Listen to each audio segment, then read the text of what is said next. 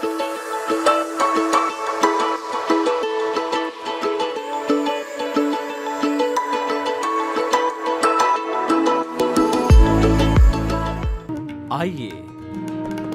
सुनिए, देखिए, समझिए सनातन सत्य। जैसी दृष्टि वैसी सृष्टि, दृष्टि विज्ञान। कुदरत, कुदरती रचना एवं कुदरत के कानून से शाश्वत सुख की प्राप्ति। जोधपुर के परम पूज्य महात्मा उपासक प्रोफेसर डॉक्टर सोहन राज तातेड़ के निर्देशन में सनातन सत्य। जैसी दृष्टि वैसी सृष्टि, दृष्टि विज्ञान।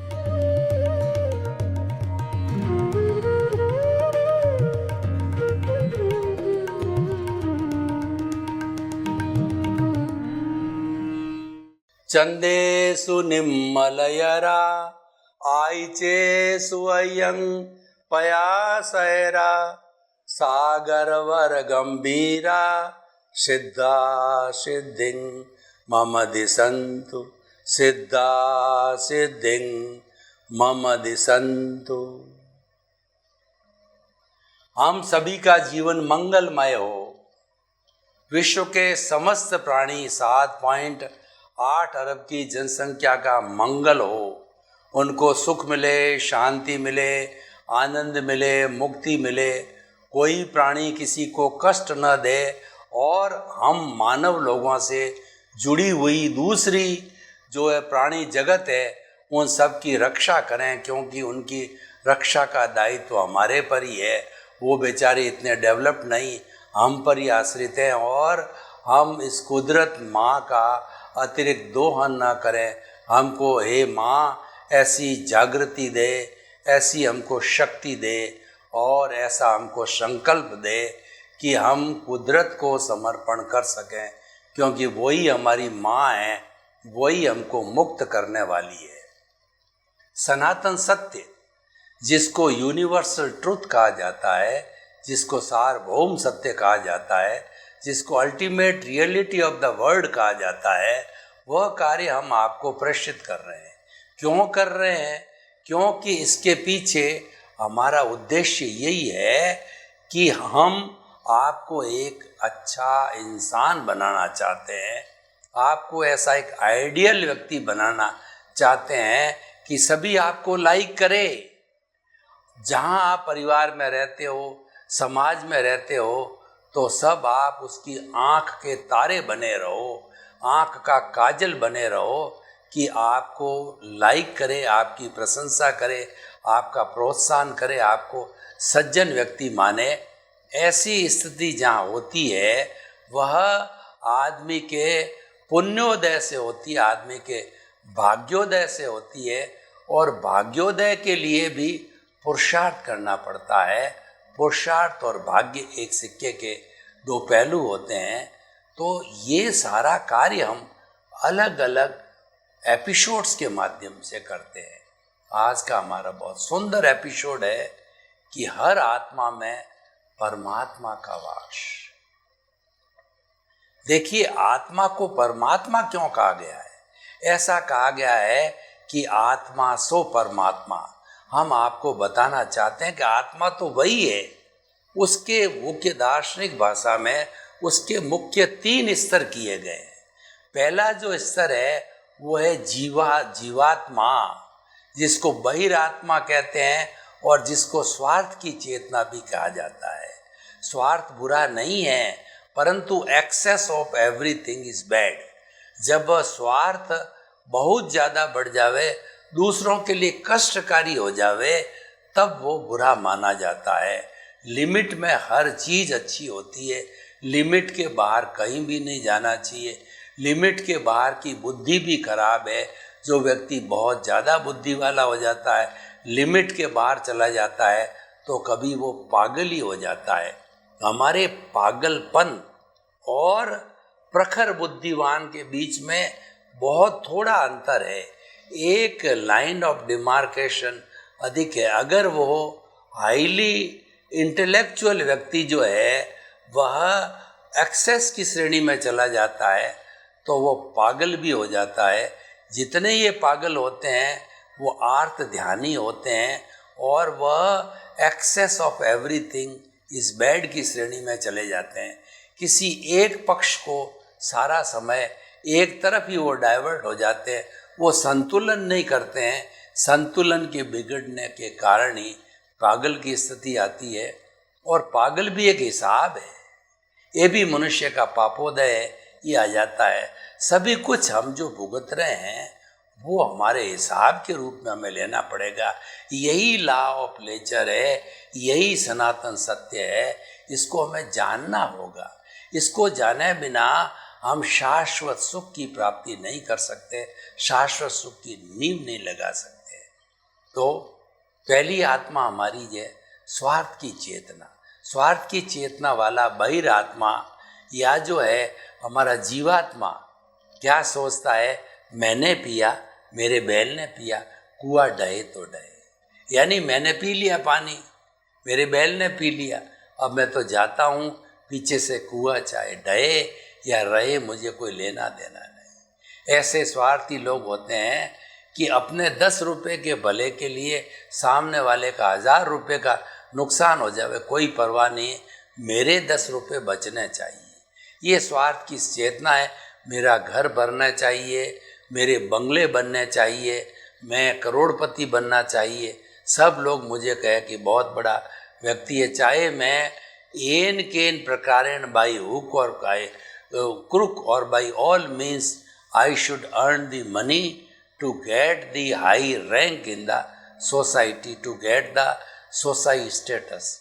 जो ये बात है वो सारी स्वार्थ की चेतना से, और स्वार्थ की चेतना वाला व्यक्ति मैं और मेरा के दायरे से बाहर नहीं निकलता। मेरा परिवार, मेरा घर, मेरी धन, मेरी दौलत, मेरे बाल बच्चे, मेरा सुख, मेरी संपत्ति, संबंध, मेरी सत्ता, ये सारा उसी के अंदर ही वह घूमता रहता जीवन भर। पैसे कमाओ और खूब ऐश करो, आराम करो, और जो है कोई वह न तो जो है वो दान पुण्य को समझता है और न कोई भी जो है लोगों की भलाई का कार्य करता है, जगत कल्याण लोक कल्याण का कार्य नहीं करता, सिर्फ अपने परिवार और अपना खुद का जो है वही घर भरता रहता है। ये स्वार्थ की चेतना। दूसरी चेतना होती परार्थ की चेतना। स्वार्थ से परार्थ में आने के लिए या बहिरात्मा से जीवात्मा से अंतरात्मा को बनने के लिए हमारा सबसे पहला पुरुषार्थ एक भाग्योदय चाहिए, हमारा जो है पुण्योदय चाहिए। उस पुण्योदय की प्राप्ति से हमको प्रकट ज्ञानी पुरुष मिलते हैं, सद्गुरु मिलते हैं। गुरु, गु का मतलब अंधकार, रू का मतलब दूर करने वाला। गुरु वह व्यक्ति होता है जो कि अज्ञान रूपी अंधकार को दूर करता है। इसको दीपक की उपमा दी गई है। गुरु को एक दीपक को घने अंधेरे के अंदर रख दिया जाए तो घना अंधेरा, घना तिमिर छट जाता है, क्योंकि दीपक स्व पर प्रकाशक होता है। तो उसी तरीके से गुरु जो होता है वो हमारे अज्ञान पर चोट करता है, हमारे अनंतानुबंधी कषाय पर चोट करता है और हमको ज्ञान संप्रेषित करता अपनी कृपा से। इसलिए गुरु का दर्जा ईश्वर के दर्जे से भी बड़ा होता है। कहा है कि गुरु गोविंद दाऊ खड़े और काके लागू पाए, बलियारी गुरु आपनी और गोविंद दियो बताए। गुरु और गोविंद यानी ईश्वर, ईश्वर के दर्शन करा दिए साक्षात गुरु ने।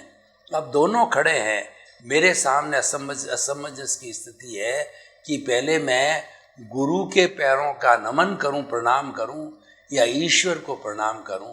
तो पहले मैं गुरु को प्रणाम करूंगा कि इनकी कृपा से मुझे ईश्वर मिला है। तो ज्ञानी पुरुष होते हैं, वह उनका अतिशय होता है, उनके पास में खुद के पास में प्रखर ज्ञान होता है। उनकी कृपा से वो उनके भीतर हृदय के अंदर आत्मा का वास होता है। उन्होंने जो है वो अपने मन वचन काया को जीत लिया होता है। तो वो जो है पहुँचे हुए साधक होते हैं, उनकी कृपा से जो है हमको ज्ञान मिलता है। ज्ञान मिलने का अर्थ होता है वो अनंतानुबंधी कषाय का जो भस्मीभूत करते हैं और जो ज्ञान हमको देते हैं, उस ज्ञान से जो है हमारा अज्ञान जो है काफ़ी मिट गया होता है। तो उस ज्ञान की वजह से हम जीवात्मा और बहिरात्मा से अंतरात्मा बन जाते हैं। और अंतरात्मा का मतलब होता है हमने सम्यक दर्शन को प्राप्त कर लिया, हमने ईश्वर प्रणिधान, ईश्वर दर्शन, स्वदर्शन और निज स्वरूप की ओर अपना मुंह कर दिया है। निज स्वरूप प्राप्त करने का हमने लक्ष्य बना दिया है। वह ज्ञान हमें गुरु देता है और साथ साथ में हमें 3 गिफ्ट पैकेट देता है। एक में तो प्रीतिथि कहते हैं, वो हमारा पद जो है वो शरीर के पद से आत्म पद में बिठा देता है कि तुम मन वचन काया से मुक्त शुद्ध आत्मा हो।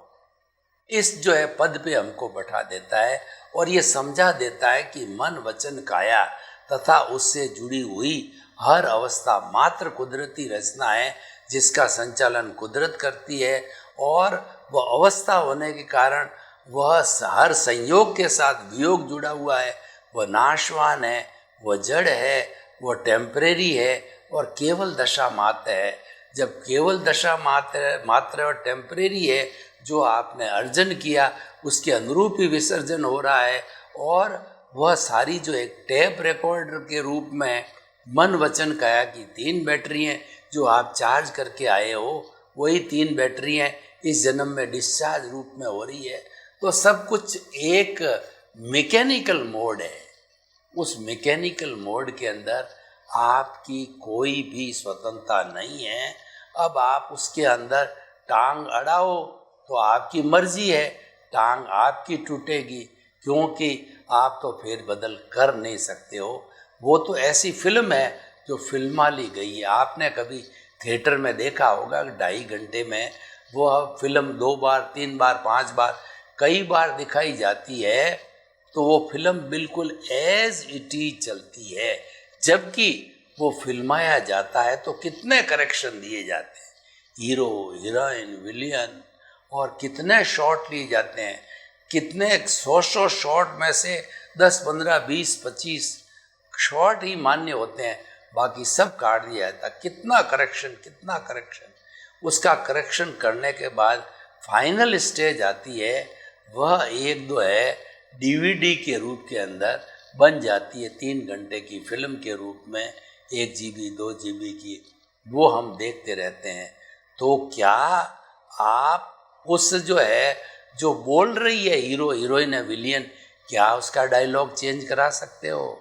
या कोई किसी को मार रहा है पीट रहा है, क्या आप स्वयं उसमें टांग अड़ा के उसको छुड़ा सकते हो? आप ह्यूमिलेट हो जाओ कि क्यों मारा, भावुक बन जाओ, लेकिन वो तो जड़ है, वो तो मात्र दिखावे के लिए है, वो तो प्लेयर्स बने हुए हैं, वो जीवित चीज़ें नहीं हैं, करेक्शन देने की गुंजाइश आपकी नहीं है। लेकिन फिर भी जो है मन वचन काया, वो तो जो हमको मिला है वो तो ऑलरेडी भरा हुआ मिला है, वो तो डिस्चार्ज है, वो मृत है, वो लाइव नहीं है। करेक्शन तो लाइव में होता है, मृत में कोई करेक्शन नहीं होता है। क्या आप मुर्दे को बुला सकते हो?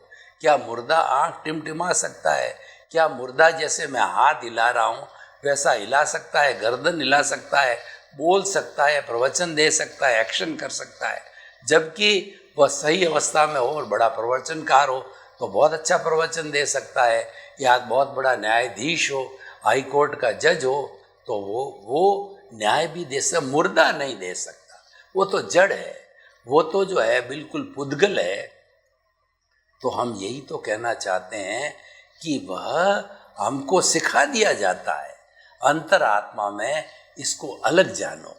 आप ये नहीं हो, ये तो आपको अपने स्वरूप की प्राप्त करने के लिए एक बाधा आ गई है। इस बाधा को आपको टालना पड़ेगा। ये व्यवहार है, व्यवहार शुद्धि बिना निश्चय शुद्धि नहीं है। इसका अर्थ क्या हुआ? इसका अर्थ ये हुआ कि आपने 3 बेटियों को जन्म दिया, हर बेटी जो है आपके पाँव खींचेगी, और वो अगर कहे कि मैं तो सन्यासी होना चाहता हूँ, तो वो तीनों बेटियों और माँ हैं, कोई आपका पैर खींचेगी, कोई आपका हाथ खींचेगी, कोई आपका सिर खींचेगी, आपको सन्यासी बनने नहीं देगी। वो कहेगी कि पहले हमारा कर्जा चुकाओ, हमको ससुराल भेजो, हमको पढ़ाई करो। पत्नी कहेगी कि मेरे भरण पोषण जीवन भर का व्यवस्था कराओ मुझे पेंशन की, तो वह इस तरीके से करेगी। यानी वो सारा व्यवहार है आपका जो आप पीछे से लेके आए हो, वो आपको भुगतान करना पड़ेगा। उसके भुगतान के बिना आप सन्यासी नहीं हो सकते, आप मुक्ति को प्राप्त नहीं होना चाहते, और आपका हिसाब बाकी नहीं है। हिसाब बाकी नहीं तो हमारे जो भारत का विधान है कि माँ की गर्भ से लगा के 9 साल का बच्चा हो, उसको जो है वो पूरी धार्मिक स्वतंत्रता है, वो सन्यासी हो सकता है। और जैन धर्म के अंदर तो 9 साल के बाद उम्र कंप्लीशन के ऊपर बहुत सी दीक्षाएं दी गई, जिसको कि बाल दीक्षा की संज्ञा दी लोगों ने, और कई कोर्ट किए तो सुप्रीम कोर्ट ने उसको जजमेंट दिया हमारे शास्त्रों के आधार पे कि ये 9 वर्ष माँ के गर्भ के समय से बाद में 9 वर्ष का होता है, समझ आ जाती है। वो वयस्क नहीं होता है, लेकिन उसमें समझ आ जाती है कि कौन सा धर्म अच्छा है, कौन सा नहीं है, मुझे जीवन में ये करना चाहिए कि ये करना चाहिए, गृहस्थ में प्रवेश होना चाहिए या सन्यास में जाना चाहिए। तो वह सन्यास में चला, उसको स्वतंत्रता है। वो क्यों है, उसका हिसाब बाकी नहीं है। पिछले जन्म में उसके शादी का योग नहीं है, माँ बाप के साथ जो रहने का योग नहीं है, पैसा कमाने का योग नहीं है, उसके तो दीक्षा का योग है, उसके तो सन्यासी बनने का योग है। और जो दूसरा भाई या बहन घर में रहती है, उसके शादी का योग है, उसके बाल बच्चे होंगे, उसको कमाना पड़ेगा, उसको गृहस्थ धर्म निभाना पड़ेगा, अतिथि देवो भव का सत्कार करना पड़ेगा, माँ बाप की सेवा करनी पड़ेगी, सास ससुर की सेवा करनी पड़ेगी। ये सारे हिसाब है। आँख खोलने से आँख बंद, यानी जन्म से मृत्यु के बीच में जितना भी कार्य होता है, हर क्षण हमारा हिसाब चुकता होता है, वह चार्ज से डिस्चार्ज होता रहता है। चार्ज पिछले जन्म में होता है और डिस्चार्ज इस जन्म में होता है। तो वह डिस्चार्ज है, वो हमारा भुगतान हुआ और ख़त्म, भुगतान हुआ और ख़त्म, वो कर्म भोग लिए जाते हैं, इसलिए उसको डिस्चार्ज बोला जाता है। और वो प्योरली मैकेनिकल मोड है, और वह भी हमारा एक तरह का पुरुषार्थ है। पुरुषार्थ तो है ही है, आप बाल बच्चे पैदा करते हो, बड़े करते हो, पालते हो, पोसते हो, इंजीनियर बनते हो, चार्टर्ड बनते हो, सारा पुरुषार्थ है। और उसके साथ साथ में कई बार ये भी आता है कि मैं इंजीनियर बना, मैं करोड़पति बना, मैंने घर बनाया, बच्चों का पालन पोषण मैंने किया, मैंने मेरे बेटे को इंजीनियर बनाया, ये मेरा इतना करोड़ों की संपत्ति, मैं और मेरा की बात आती, यानी हमारे ऑनरशिप डूअरशिप आ जाती है। जबकि कुदरत कहती you are only the sufferer, आप कर्ता नहीं बन सकते, आपको कर्ता बनने की कोई पावर नहीं है, ओनली सफरर। एक पेशेंट होता है, क्या वो डॉक्टर जब डॉक्टरी की बात करने लग जाता है बैठा बैठा कि ये इंजेक्शन है, ये अच्छा है, ये खराब है, तो डॉक्टर क्या कहता है, तुम पेशेंट हो या डॉक्टर हो? तुम तो पेशेंट हो, तो पेशेंट की सीट पर बैठे रहो, तुम मेरी सीट पे क्यों बैठते हो डॉक्टर की? वो कभी भी अलाउ नहीं, जब पेशेंट जड़ा जोड़ जपाट करेगा तो डॉक्टर कभी भी अलाउ नहीं करता, वो सीधा कहेगा कि तुम पेशेंट हो या डॉक्टर हो। तो कुदरत भी यही कहती है कि जब हम अपने आप को कर्ता मांगने लगते हैं तो हमको चेतावनी देती, कई बार चेतावनी देती है कि तुम अपनी सीट से हट रहे हो, तुम्हारे को मैंने कोई पावर नहीं दी है कर्ता बनने की, no ownership, no doership, no blame, no claim, तुम कर रहे हो, ये रॉन्ग बिलीफ है, यही कर्म बंधन का कारण है। और इस रॉन्ग बिलीफ को ख़त्म करना ही लॉ ऑफ द नेचर है, और वही हमारा जो है रियल पुरुषार्थ है, और वही हमारा सनातन सत्य है, वही हमारा दृष्टि विज्ञान। दृष्टि विज्ञान का अर्थ होता है कि हम आपकी दृष्टि को बदल रहे हैं, कि आप अपने आप को कर्ता मत मानो, आप तो हर प्राणी को अकर्ता, निर्दोष, निमित्त और शुद्ध आत्मा मानो। ये जो हम बताते हैं ये खाली दृष्टि देते हैं आपको। हम कोई भी काम नहीं करते और हमारे दृष्टि विज्ञान में करना कुछ नहीं है, खाली सोच को बदलना है। और वो सोच बदलते बदलते भीतर इतनी विराट हो जाती है कि वह सोच एहसास में बदल जाती है। प्रारंभ में जो प्रत्यक्ष ज्ञानी पुरुष होता है वो हमारी जो सोच को बदलता है, दृष्टि को बदलता है। उस दृष्टि को हम पहली क्लास के बच्चे होते हैं तो पहले हम उसको अप्लाई करते हैं, यानी बार बार याद करते हैं, घोड़ते हैं कि कहीं भूल नहीं जाए। मैं शुद्ध आत्मा हूँ, मैं मन वचन काया से मुक्त ऐसा शुद्ध आत्मा हूँ। और कीड़ा मकोड़ा, गाय भैंस, ऊंट बैल, जो कुछ भी हमको सामने दिखाई देता हम कहते हैं शुद्ध आत्मा भगवान, शुद्ध आत्मा भगवान, शुद्ध आत्मा भगवान, शुद्ध आत्मा भगवान। ये हम प्रैक्टिस करते हैं। और जब हम 5-10 साल से रेगुलर प्रैक्टिस का मतलब जागृति, हमको प्रतीति बिठा दी जाती है ज्ञान के साथ में कि तुम मन वचन काया से मुक्त शुद्ध आत्मा हो, तो शुद्ध आत्मा के पद पे बिठा दिया जाए। लेकिन हम धीरे धीरे प्रैक्टिस करता, जितनी ये प्रैक्टिस है ये सब जागृति है।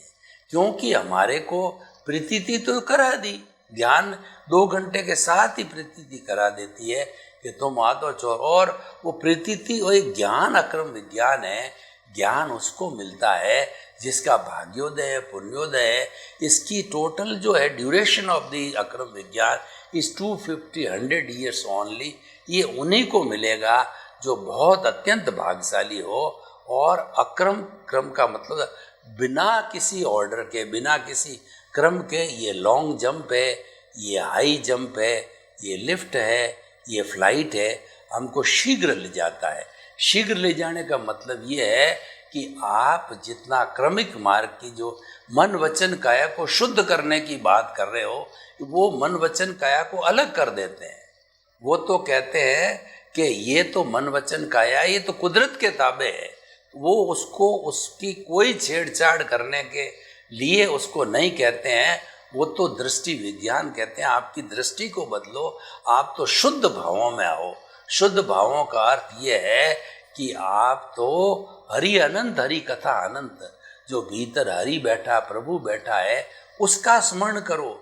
जो समय आप उसकी प्रतिक्रिया में लगाते हो, राग द्वेष को जोड़ने में लगाते हो, तो वो आप जो समय जो है वह सारा जो है आप जो मोड़ दीजिए। उस समय को आप अपने खुद पर लगाइए। यह कार्य हमने किया, मैंने किया, मैं कर रहा हूँ। एक्चुअली होता वही है, वही जो राम रचि रागा, जो हम भर करके आए हैं, लेके आए हैं, उसके अनुरूप होता है। मैं ये नहीं कहता हूँ कि आप हाथ पे हाथ धरे बैठे रहो, मैं तो निष्काम कर्म की बात कह रहा हूँ। अगर आप निष्काम कर्म करते हो तो आपका रियल पुरुषार्थ है, पुरुषार्थ की कोई मना। लेकिन आप मात्र जो है उसको जो है अपने ही के लिए करते हो, मैंने ही किया इसको, तब वो रिलेटिव पुरुषार्थ की परिभाषा में आता है। तो अभी हमने 2 स्तर की बात करी, जीवात्मा, अंतरात्मा, परमात्मा हमारा लक्ष्य है।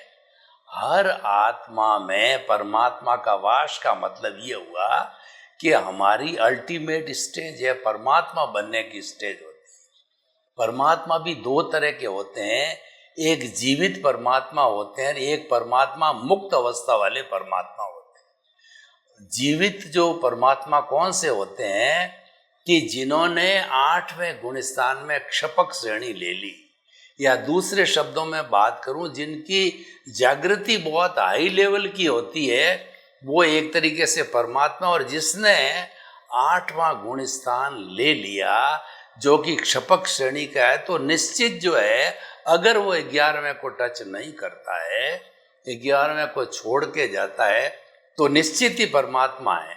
11वां गुण स्थान उसको छोड़ के जाना है और छोड़ के जाता है। 8वें गुण स्थान से वो 9वें गुण स्थान में, 10वें में जाता है, 11वें को टच नहीं करता। 11वां तो सांप चिड़ी की तरह जो है, सांप सीढ़ी की तरह है।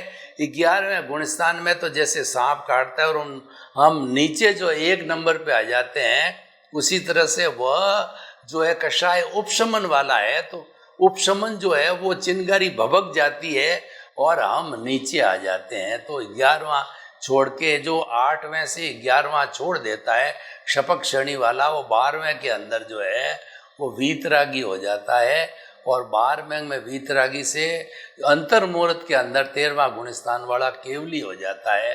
तो केवली इस औदारिक शरीर में एक परमात्मा है, वीतरागी परमात्मा है।